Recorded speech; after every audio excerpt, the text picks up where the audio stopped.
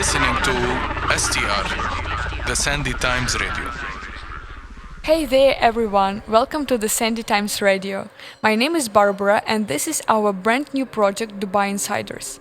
This is the space where we invite people from the different communities living in Dubai, DJs and entrepreneurs, sportsmen and influencers, artists, and just our friends to show the new, different Dubai. This is the place where the members of Dubai's creative communities answer 10 lifestyle and cultural questions, a collective portrait of the city's heartbeat.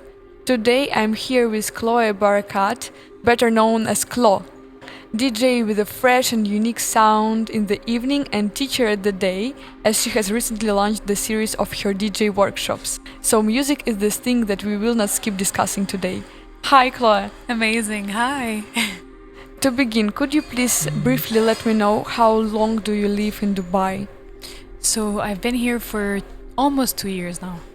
Okay, and why did you move here? I was living in London for 3 years and I really enjoyed it, but I felt like I wasn't finding a job, I wasn't feeling myself, I was a bit depressed there honestly with the weather and everything. I had a gig actually in Dubai, like I was booked here. And once I came here, I felt something different. I don't know, I just connected with the city, the people, and I really enjoyed the gig that I had here. So after that, I just got an opportunity and I just moved here like from a day to another. No plans. And then ever since, I'm just stuck here. I love it. So crazy, but this is cool. Okay, I have several questions that I prepared. Let's go one by one and we will know more about your life in Dubai. Amazing. Dubai is such a varied city. There are so many different areas like the IFC where everyone is rushing and doing their work, or Jumeirah where the girls, they're going around with the dogs and doing their cycling. So I wanted to ask, what is your favorite area and why do you actually love it? So actually, I just moved into this area, right? Like a few months ago. So Shoba Heartland, I don't know if you've heard of it, it's in Maidan. And basically my friend told me about it and I was like, what is this? Like, no, I'm gonna stick to Business Bay, you know, I'm used to it, whatever, it's close to everything. And then I went there for coffee and I just felt so comfortable, I felt so peaceful. And it's so secluded, you know, it's really green, a lot of families, dog friendly, a lot of cool local coffee shops. So ever since I went there, I was like, okay, I'm gonna move there. And the first thing I did there was I threw a pop-up. I used to do pop-ups with coffee shops and collaborations and stuff. And I did one there and I felt even more connected. And ever since that, I was like, okay, I'm moving there. So I moved there like a few months ago and I loved it. Ever since, I feel so happy. And it's amazing because I feel disconnected and I need that to recharge my social battery because I'm always around people. And I need that, you know, space to feel safe and just reconnect, you know? So it is like in the center of the city but still calm. Exactly. And on the flip side, what would be the area that you can't imagine living? I think Business Bay. Like, I realized when I moved to Shoba how, like, it was intense for me. Like, I was always around people, it was always rush hour and whatever. And I need, like, the space between home and work. And at the time, I didn't have that space. This is so surprisingly because they're literally like 10 minutes driving. I know, that's crazy. But actually, once you go into Shoba, you feel like you're going somewhere else. It's closed up, first of all. You go in, it's like fully closed up, greenery. You feel like you're in another planet. Like you feel like you're, I don't know, in the village, you know, side of Dubai. But actually, it's really near. Many say Dubai takes time to get used to. Did you find its pace and style stressful for the first time? And how long did it take to you to adapt? Yeah, I did. Like, I moved here, I didn't know anyone. I didn't have a social circle. I had to build myself from scratch and like enter the market, which is a completely different market from London and Lebanon. So I was really anxious about it. Obviously, it's always part of it. You're moving into something new. You're getting out of your comfort zone. So it was hard, but after like 6 months in, I really felt comfortable.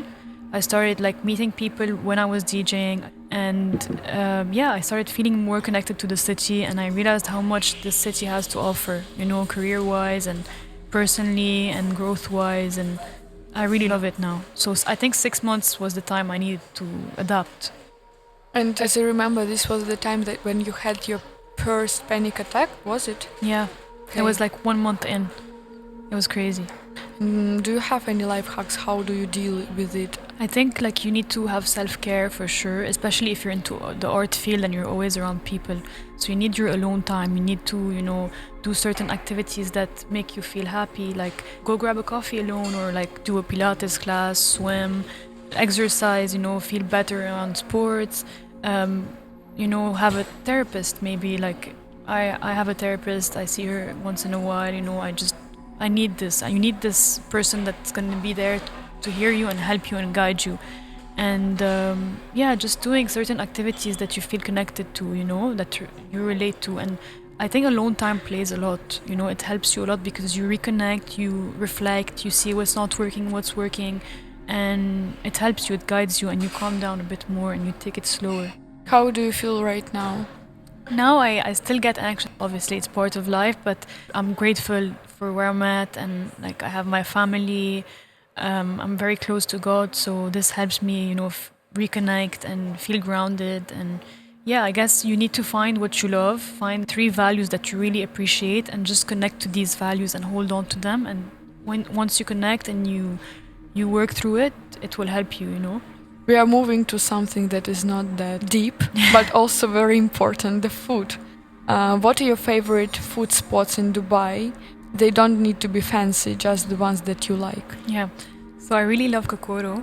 Okay, it's a really fun spot. Like, you go there, you can go on a date there, you can go out with friends, you can go with your family. Like, it's super cool. I love the concept. Like, you go there, you sit down. It's a really good playlist. They always have top-notch playlists, and the food is amazing. The quality is amazing. I love El Burro. It's like an Italian place. It's amazing for date nights, really good Italian. Italian is one of my favorite cuisines, so it's really cool. I'm gonna say the Grey as well for a more casual thing. Like, it's my go-to for breakfast, brunch, best coffees, and I just love the vibes there. Like, it's very lit. I can work there, so I would say the Grey too. Perfect. Do you usually go out or you prefer to cook at home? Honestly, I don't cook, which is a problem, but I don't go out much as well. So I like to be selective, discover different restaurants, and push myself, but I haven't been able to do that much. So I'm hoping this year I'm gonna, go out there more and just experience different restaurants and, just push myself out of the house. What is your idea of the perfect date spot in Dubai? I think El Burro.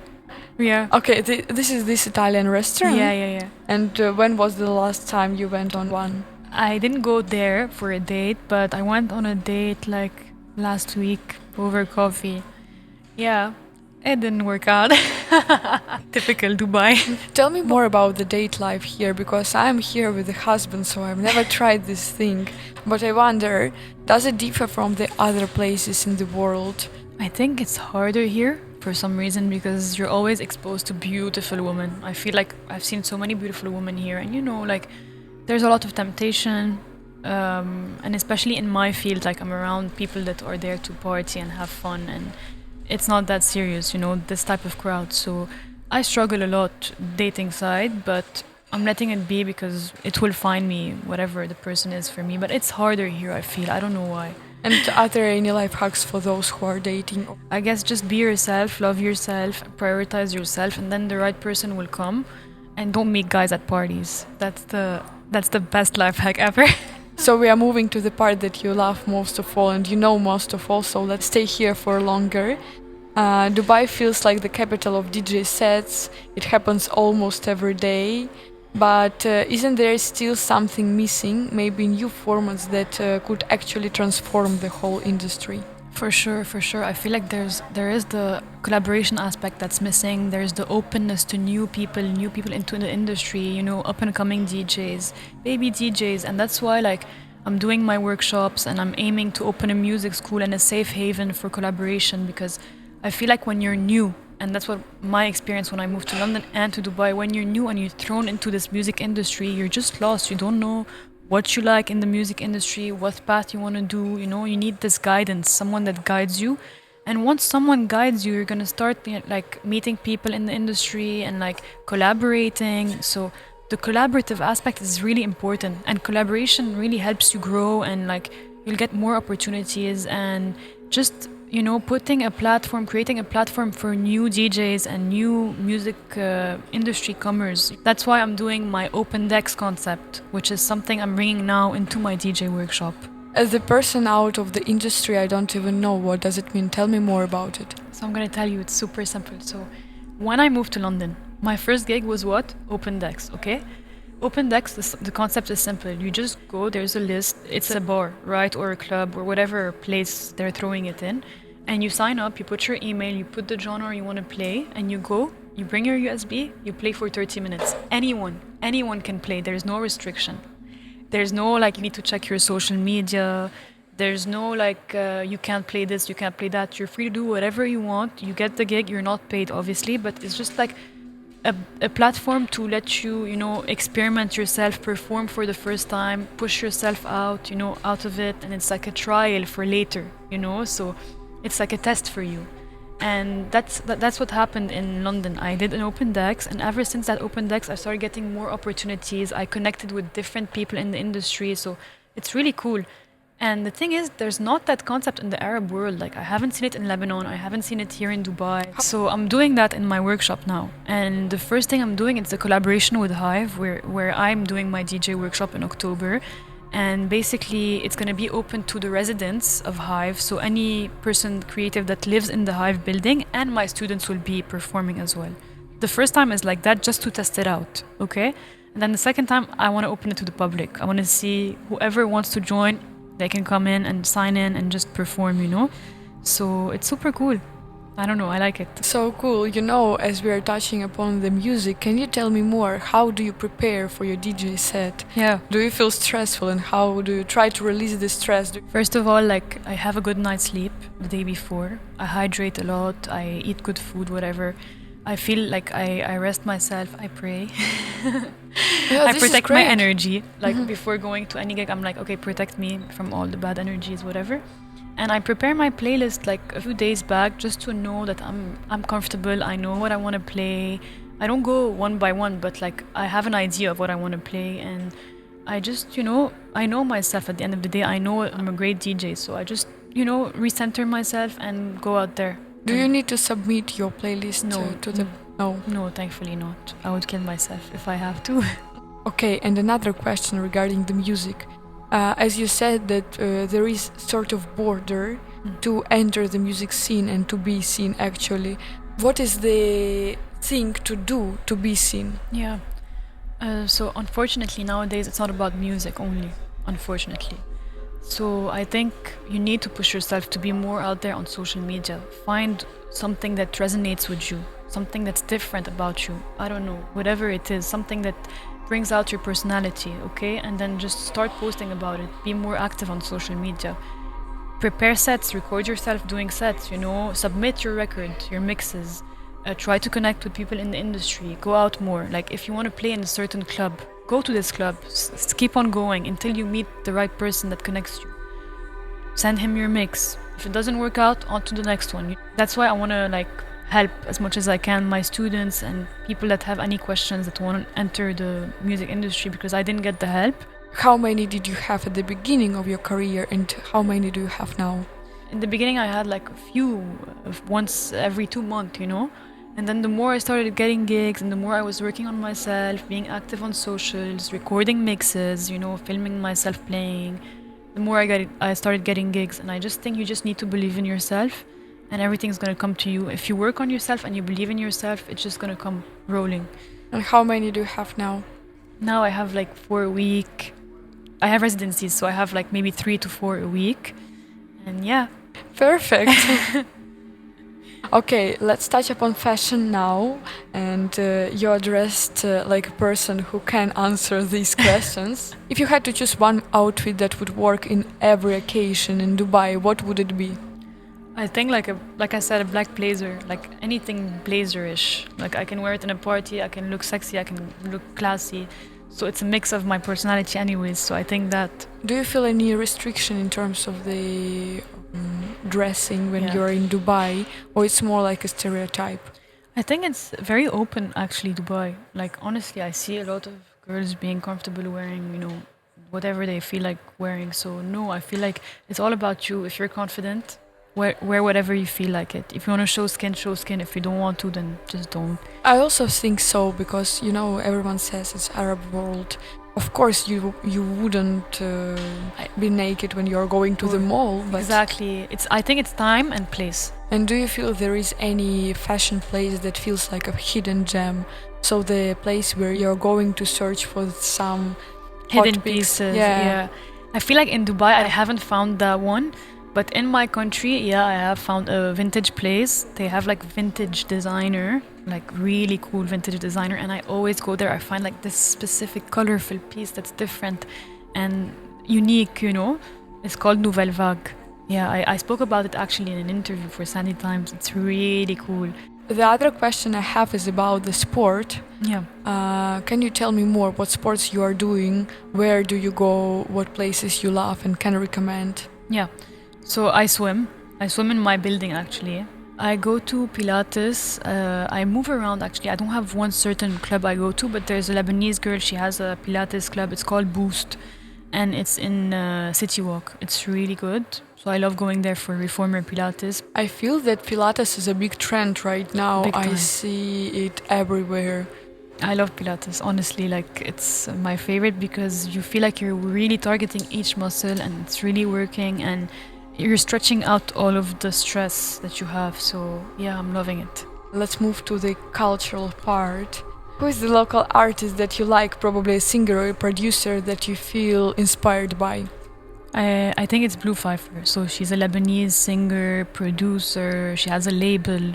She's amazing, honestly. I discovered her a while back, but I didn't really connect because I didn't see her live, And then a few months back, I went to one of her gigs. I was actually warming up for her. So I was playing before her and then she was going to perform. And I really loved everything about her. Her energy, her outfit, her styling, her aura, her message. Like you really feel like every song she made portrays a side of her. And I really love when artists bring out their emotions into their songs, I can relate to and feel it. So I really felt that and I felt emotional and her production is so different. Like she produces everything on her own. She's self-taught, like she's insane, and she juggles between label owner, music producer. She coordinates her videos, like her music videos and stuff. So I love when a woman does that. So what I love about her is that she is really in a mentality of I will do what I love and I don't care what people say about me, okay? Like she's different. She's bringing something new into the Arab world because, Arab world is very conservative. You need to be careful what you say, the words you use, how you get dressed and she's bringing something fresh. It's like, I don't care. I'm going to bring this. You either like it or don't. I love this. This is about the artist. And do you have any places where you get inspired? I mean, music related. Yeah. Like, I feel like there's parties that I go to in Dubai that I really get inspired in. Is like, the one I love is Karak. Okay, they throw parties. And I went to one and I was actually playing there.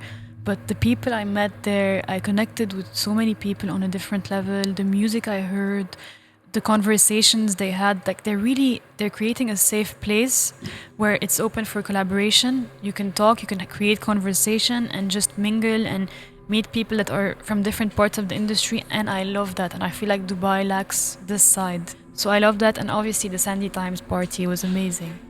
So these places that I went to, like the party that I went to, I feel like we need more of that here. Yeah. I'm happy to hear that you mentioned the Sandy Times. You're the person who are into music. Imagine I've never been to DJ set, so I don't even know what to expect. What should I listen to? How should I act there? Could you recommend me one place to start with? I really love this question. I think Soul Kitchen. Okay, Soul Kitchen is a place I'm a resident there, so obviously I will be playing that night. You'll come and support me, and the music there is really fun. At some point of the night, you'll know some tracks and you'll feel comfortable. It's easy on the ears, and I think you should go next to the DJ, watch him play, see what he's doing, learn from it, connect with people, go at the bar, like move around in the party. But I feel like Soul Kitchen is a very good starter for you when you're going out and you want to, get into music more. It's a very warm place and very like cozy. You feel at home. Is it allowed to talk to the DJ while he is on set? I mean, you can. I'm open to talk to you, but some DJs don't like it. But I'm very like warm with people, and if it's something that's interesting and like it's not about a song request, I'm happy to talk to you. Do they actually request the Oh my songs? god, all the time. What was the craziest request? I swear, you wanna laugh? I was playing in Monkey Bar and someone came up to me and they're like, "Hey, can you play like Indian Punjabi music? I'm playing disco music. It's not the time. I can play that anytime you want. If you want to invite me to your wedding and I'll play that, but like not here, you know?" I don't know. This was the craziest song request I've ever had in my life. This is so fun, yeah. I can imagine your face, of course. Yeah, I it's was- a lovely song. But like no, like time and place. Time and place and respect the art. Respect the work. My favorite question. Imagine this, you could win $1 million if you correctly guess what is the most common issue, psychological, people have in Dubai. And they are discussing this with a therapist. What would it be? I feel like it's loneliness. Loneliness as a partner, like finding a partner. Because I've met a lot of people, and the subject that's always around is like, I'm not finding the person for me. I feel lonely. I want someone to be around and support me. And I feel like that topic is very like, we talk about it a lot here in Dubai. I don't know why. I feel like loneliness and like finding a partner, you know. And is it possible to fix it somehow? I feel like, yeah, you can. Like, the more you fill your cup, the more you feel like you're connected to yourself, the more you do stuff that, you enjoy, this part will start fading away and you won't be craving this, partner. If it's meant to be, it's gonna happen. It's a very work space. I feel like that's a topic that I've heard a lot before. And obviously, I'm a woman, so I'm always around women. I feel like that's the topic around women. Men, I have no idea, but I don't know. If I were to answer, I would say anxiety. Yeah. But I love your answer, and I don't know if you won $1 million or not. We will check. I will win. I'm joking. I feel like my answer is very female answer. It's more like a woman's answer, but I feel like loneliness is the answer. Let's say loneliness. Yeah. What is the most positive and the most challenging thing about the job that you have? So the most positive is that I'm doing what I love. I'm playing music every night, That's the best part. I love music. What's life without music, So it's the most positive thing. I'm really grateful to be able to, work and make a living out of my passion. And that I'm creating something bigger, which is the workshops, and I'm targeting more what I love, yeah? And the something challenging, I guess, it's like some days you might not feel the best, right? You might wake up and feel a bit low, anxious, lonely, whatever you're feeling. So I think the challenge is hard when you need to go and perform when you're having a bad day. If one person would ask you, I want to become a DJ, would you support him, or would you rather share some challenges so probably he can change his mind? No, I would support him for sure. Because if you have this certain thing that you love, it's here for a reason, right? It popped in your head for a reason. So of course, go fully into it. And if you find yourself not into it that much when you discover it, then you can stop it anytime you want, But definitely I would push. Okay, the last question, that was a bonus one. What stereotype, good or bad, about Dubai actually turned out to be true? You can tell me both, good and bad. Okay, so the good part is the safety. I think Dubai is very safe, and I really, really realized when I moved here how much it impacts your anxiety. Like, you already have something to take off the list. It's so safe. You can sleep comfortably alone. You feel comfortable. So safety is amazing. The bad stereotype, I feel like it's making friends. So it's hard to find your people. You go through many groups until you find your people. As it is last question, let's develop both of them about the safety.